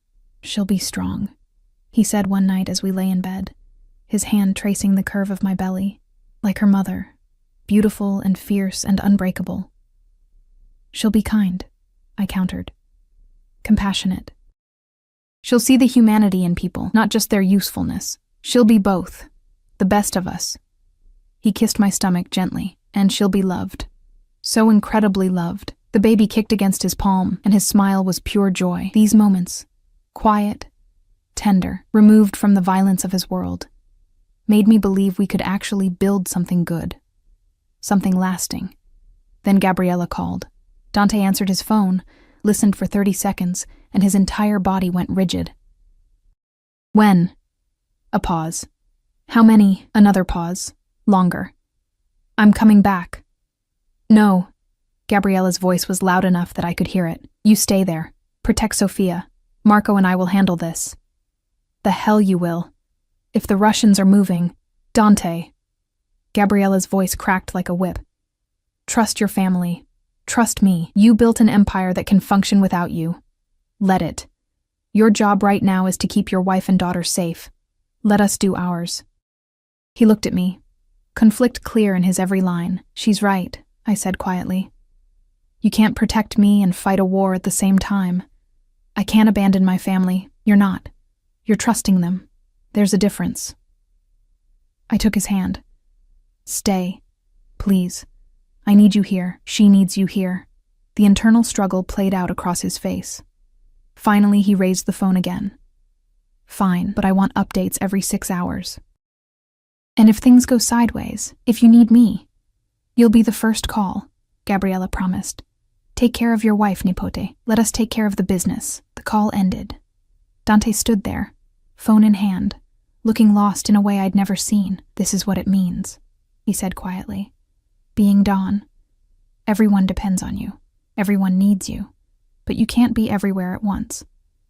You make choices about who to protect, who to trust with your responsibilities. And you live with the consequences. I went to him, wrapping my arms around him as best I could with my belly between us. You chose us. That's not weakness. That's love. Love that could cost lives or save them. If something happened to you, if you went back and got killed, what would happen to your family then? To your organization? To us? I pulled back to look at him. You're thinking like a soldier. Think like a Don. The strategic move is to protect the heir, ensure the succession. Everything else is secondary. A ghost of a smile touched his lips. When did you become so ruthless? I learned from the best. He kissed me then, deep and desperate, like I was the only thing anchoring him to sanity. When we finally broke apart, he rested his forehead against mine. If anything happens to them, to Gabriella or Marco or any of the family, it won't. They're strong, capable. You trained them well. I took his hand and placed it on my stomach. Right now, this is where you need to be. This is your war. Protecting us, preparing for her arrival. Everything else is just noise. The baby kicked, as if agreeing with me. Dante laughed, wet and shaky. Outnumbered by the Caruso women already. I don't stand a chance. No, I agreed, smiling. You really don't. 3 weeks later, I woke to a contraction that stole my breath. It was too early. I was only 37 weeks, still 3 weeks from my due date, but my body had other plans, and as another wave of pain rolled through me, I knew with absolute certainty that our daughter was coming. Dante, I gasped, gripping his arm. Dante, wake up. He was alert immediately, years of living with danger making him a light sleeper. What? What's wrong? The baby. She's coming. Now. I'd never seen him move so fast. Within seconds, he was on the phone with Dr. Chen, relaying my symptoms. Within minutes, the house was organized chaos. Guards preparing the helicopter that would take us to the private hospital an hour away. Dr. Chen en route with a full medical team. Gabriella calling with instructions I could barely hear over my own labored breathing. How far apart are the contractions? Dante asked, his hand steady on my back even though his face was pale. 5 minutes. Maybe less. Another wave hit, and I doubled over, gripping the bedpost. Oh God, this is really happening. You're doing great. Just breathe. In through your nose, out through your mouth. That's it, Tesoro. Just like that. The pain receded enough for me to look at him. You're terrified. Absolutely fucking terrified, he admitted. But we're doing this together, just like everything else. The helicopter ride was a blur of pain, and Dante's voice, steady and calm, talking me through each contraction. The pilot flew like he was being chased, and maybe he was. Dante had probably threatened him with death if anything happened to us. The hospital was ready when we arrived. Dr. Chen met us on the roof, already in scrubs, her team surrounding us like a protective wall. Everything's going to be fine, she assured us, as I was transferred to a gurney. The baby's vitals are strong. You're doing great, Sophia. Just keep breathing. The labor room was private, luxurious in the way only Dante's money could make a hospital suite. But I barely noticed the expensive equipment or the artwork on the walls. All I could focus on was the pain that came in relentless waves, each one stronger than the last. Dante never left my side. He held my hand through every contraction. Let me squeeze until I thought I'd break his fingers, wiped my forehead with cool cloths, and murmured encouragement in English and Italian. You're the strongest person I know, he said during a brief respite between contractions. You survived alone. You survived my stupidity. You survived threats and violence in a world you never asked to be part of. This you can do in your sleep. This hurts more, I gasped out, trying to laugh. I know. I'm sorry. If I could take the pain for you, you'd still find a way to make it about you, I said, and he laughed, surprised and genuine. Another contraction hit, worse than the others. I screamed, past caring about dignity or control. That's it, Dr. Chen said from between my legs. That's the one. Sophia, you're ready to push. On the next contraction, I need you to bear down. Can you do that? I nodded, too exhausted to speak. You've got this, Dante said, his lips against my temple. Our daughter is almost here. Just a little more, Tesoro. Just a little more. The next contraction built like a tidal wave. I pushed with everything I had, feeling like I was being torn apart. Good. Again, she's crowning. Another push. Another scream. Dante's voice in my ear, constant and grounding. One more, Sophia. One more big push. I gathered every ounce of strength I had left and pushed. And then, a cry. High and indignant, and absolutely perfect. It's a girl, Dr. Chen announced, lifting a tiny, squirming bundle. You have a daughter. Time stopped. The world narrowed to that sound. Our daughter's first cry, announcing herself to the world with all the fury of a Caruso. Oh my God, I breathed. Oh my God, Dante, she's here. He was crying, not trying to hide it, just letting the tears fall as Dr. Chen placed our daughter on my chest. She was perfect, tiny and red-faced and screaming her lungs out, but absolutely perfect. Hi, baby girl, I whispered, touching her impossibly soft cheek. Hi, sweet girl. We've been waiting for you. Dante's hand covered mine, both of us cradling our daughter. She's beautiful. She's perfect. His voice broke. She's ours. Our daughter opened her eyes, dark like Dante's, and seemed to look right at us. The crying stopped, replaced by curious silence as she studied her parents. Isabella, Dante said softly, after my mother, if you agree. I looked at our daughter, at Isabella, and nodded. It's perfect. She's perfect. Dr. Chen worked efficiently, delivering the placenta, stitching what needed to be stitched, but I barely noticed. All my attention was on Isabella, on memorizing every detail of her face, on the weight of her in my arms. 6 pounds, 8 ounces, a nurse announced. 19 inches long, all fingers and toes accounted for. Perfectly healthy. Dante leaned down and pressed a kiss to Isabella's forehead, then to mine. Thank you, he whispered. Thank you for her. Thank you for staying. Thank you for giving me this. We made her together, I said, smiling through my tears. This is ours, Dante. Our family. Our future. The first night was chaos. Isabella had strong opinions about sleep, specifically, that it was something other people did. She wanted to eat, to be held, to stare at the world with those serious dark eyes that already looked too much like her father's. Dante was a revelation. He changed diapers with the same focused intensity he brought to business negotiations. He paced the room at 3 a.m., Isabella against his shoulder, singing Italian lullabies his mother had sung to him. He watched her sleep with an expression of such pure wonder that it made my chest ache. I never thought I'd have this, he confessed during one late-night feeding session. We were both exhausted, Isabella nursing contentedly while Dante sat beside us. A family. Real family, not just the organization. I thought men like me didn't get happy endings. Maybe you're not the man you thought you were. He considered this, his finger tracing Isabella's tiny hand. Or maybe you changed who I am, made me better, made me want to be better. You did that yourself. I just gave you a reason. Isabella finished eating and immediately spit up on my shoulder. Dante laughed, full and genuine, and grabbed a burp cloth. Welcome to parenthood, he said, wiping my shoulder, where everything is covered in bodily fluids and you're too tired to care.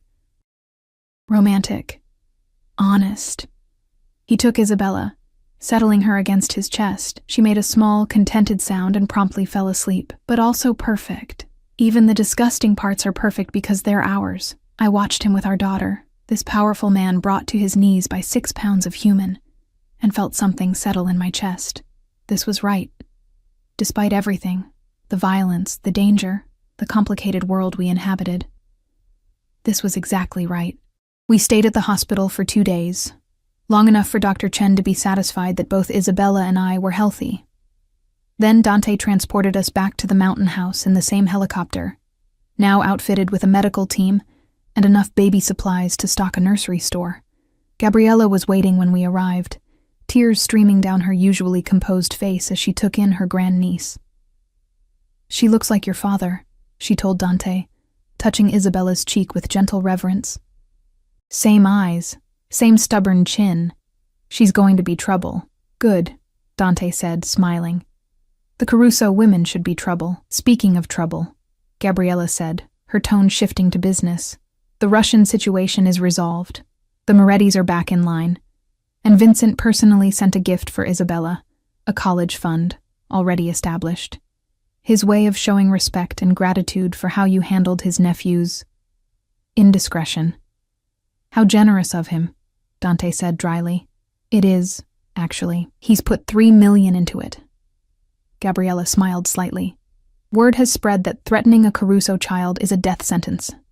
Literally, we haven't had a single incident in 3 weeks. You created peace through fear, Nipote. just like your father."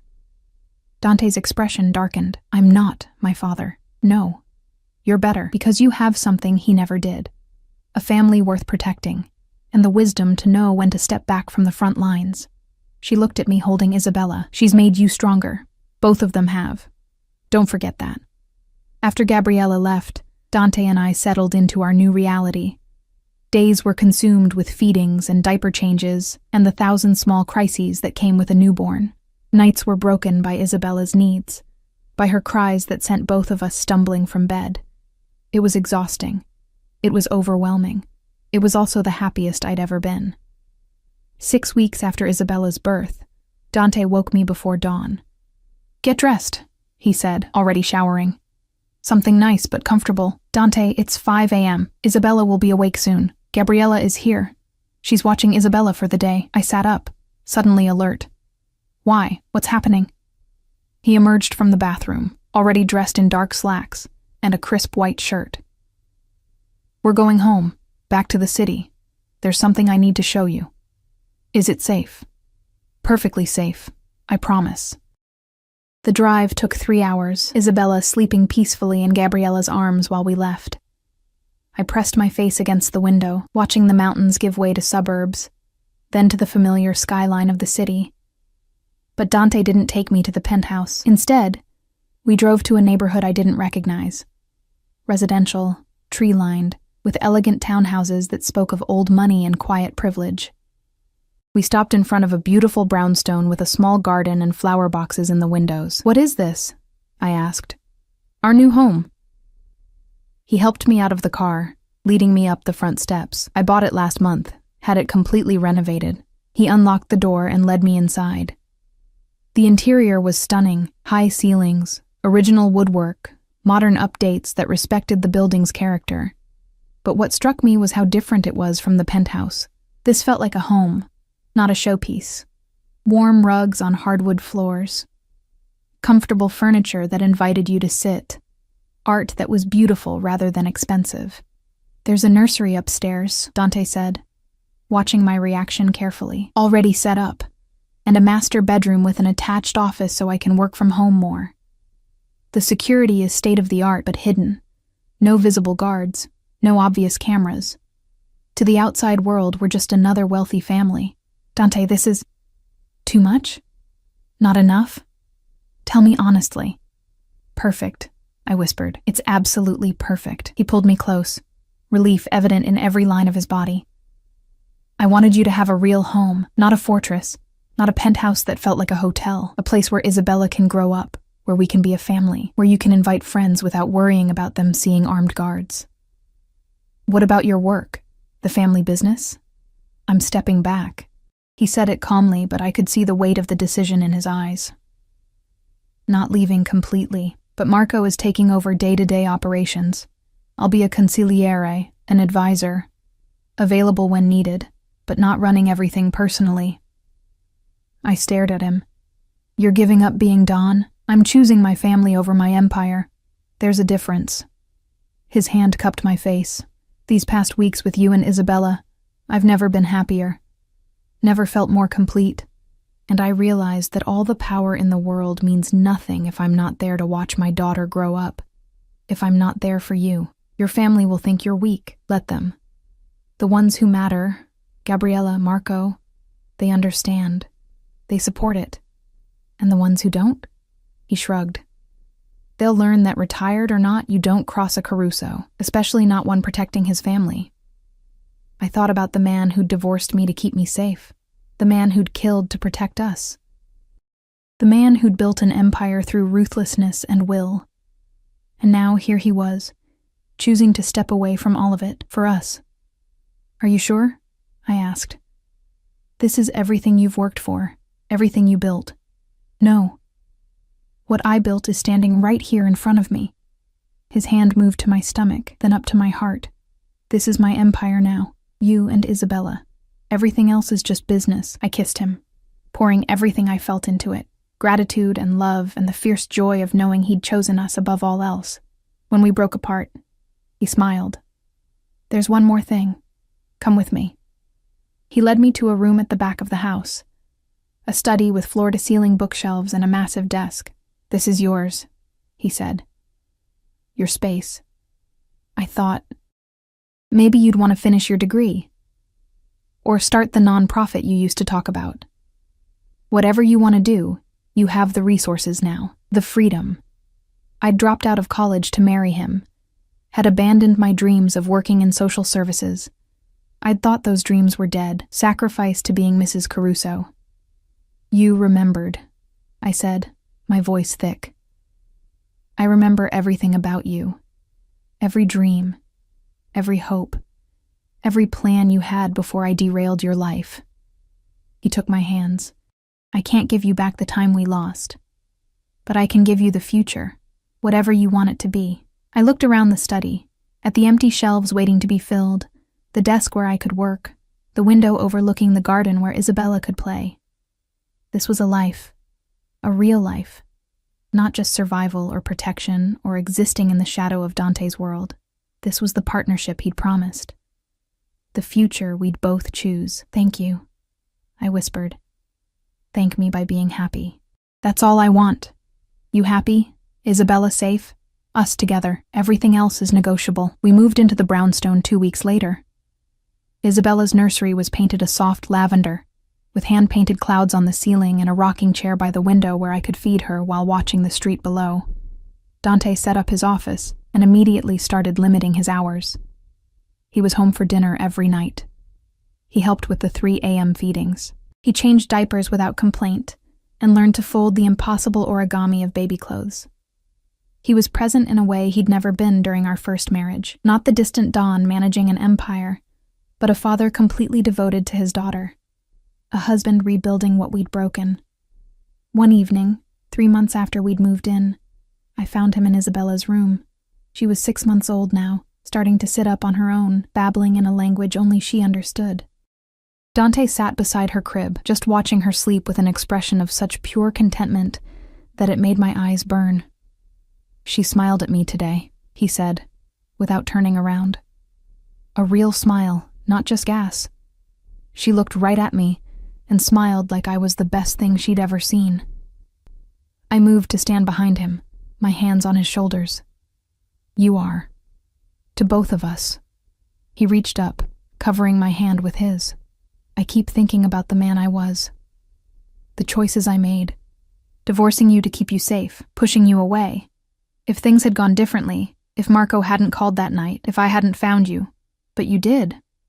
That's what matters. I almost lost you. Lost her. Because I thought I knew what was best." He turned to look at me, his eyes bright. "I won't make that mistake again. From now on, we decide together. Partners in everything." "Partners," I agreed. Isabella stirred, making small sounds of waking. Dante was on his feet immediately, lifting her with practiced ease. She blinked at him with those serious dark eyes, then broke into a gummy smile. "There's my girl," he murmured, kissing her forehead. "Did you have good dreams? Were you plotting world domination already?" I watched them together, this powerful man reduced to baby talk and silly faces, and felt something settle in my chest. This was what I'd wanted all along. Not the penthouse or the money or the protection. This, family, love. Home. "I have an idea," I said suddenly. Dante looked up from making Isabella laugh. "What kind of idea?" "The nonprofit. I want to focus it on helping pregnant women in crisis, the ones who slip through the cracks, who end up like I was, alone, struggling, not knowing where to turn." His expression softened. "That's perfect. What do you need?" "Funding, office space, maybe some connections to hospitals, clinics." I paused. "And I want to do it legitimately. No family favors, no leveraging your name. This needs to be separate from that world." "Agreed. I'll have my lawyer set up the foundation tomorrow." "But Sophia?" He waited until I met his eyes. "You can use my name when it helps. You're a Caruso. That comes with advantages. Use them for good." It took 6 months to get the foundation operational. We called it Isabella's Hope, partly because our daughter had inspired it, partly because hope was what these women needed most. We helped dozens of women that first year, provided prenatal care, housing assistance, job training, connected them with resources they didn't know existed, gave them the support I desperately needed during those dark months alone. And slowly, I began to understand what Gabriella had meant about being a Caruso wife. The power wasn't just about fear or violence. It was about resources, connections, the ability to make things happen, to help people who had no other options. I used Dante's name when it opened doors, used his connections when they helped secure funding, used the family's reputation when it convinced landlords to rent to struggling mothers. I took the dark legacy of his world and bent it toward light. Isabella's first birthday fell on a perfect spring day. We held the party in the brownstones' garden, kept intimate, just Gabriella, Marco, a few trusted friends, and Dr. Chen with her family. Isabella sat in her high chair, chocolate cake smeared across her face, laughing as Dante tried to wipe her clean and only managed to spread the mess further. "You're making it worse," I said, laughing. "I'm trying. She keeps moving." "Amateur," Gabriella said, taking over with practiced efficiency. Within seconds, Isabella was clean and happy, reaching for her grandmother with chocolate sticky hands. Marco approached me, holding a glass of wine I still couldn't drink. I was 3 months pregnant with our second child, a fact we'd only just confirmed. "She's beautiful," he said, nodding toward Isabella. "Strong, like her parents. Thank you, Marco. For everything. For that night. For getting me to safety. Just doing my job, Mrs. Caruso. No, you saved my life. Both our lives. That's more than a job." He smiled slightly. "Then I'm honored to have done it. You've been good for the boss. Better than good. You've given him something to live for beyond the business. Made him remember he's human." I looked at Dante, who was now being used as a jungle gym by his delighted daughter, and felt my heart swell. He did that himself. I just gave him a reason. As the sun set and the party wound down, Dante and I sat on the garden bench, Isabella drowsing in his arms. The warm evening air carried the scent of the roses I'd planted, mixed with the distant sounds of the city we'd once fled. "Happy?" Dante asked softly. "Impossibly happy." I leaned my head on his shoulder. Sometimes I think about where we were a year and a half ago, how broken everything seemed, how certain I was that we'd never find our way back to each other. And now? Now I can't imagine any other life. Even with all the complications, all the darkness we've survived, this is exactly where I'm supposed to be. He kissed the top of my head. "I love you, Sofia Caruso, more than I have words for. You and Isabella and..." His hand moved to my still flat stomach. "This little one. You're my world. My everything. We love you too," I whispered. Isabella stirred, mumbling something that might have been Dada, and Dante's expression melted into pure joy. This was our happy ending, not perfect. Nothing about our life would ever be simple or safe or completely free from the shadow of Dante's past. But it was ours, built from broken pieces, forged in fire, and stronger for having survived. The Caruso Empire continued, but it no longer defined us. We'd created something new, a family built on truth instead of secrets, partnership instead of protection through distance, love that was strong enough to withstand the darkness. And as I sat there in our garden, surrounded by the people we loved, watching our daughter sleep peacefully in her father's arms, I knew with absolute certainty that we'd made the right choice, all of them. Every difficult decision, every moment of fear, every sacrifice had led us here. To this perfect evening, this perfect family, this perfect peace. We were home. Finally, truly, completely home.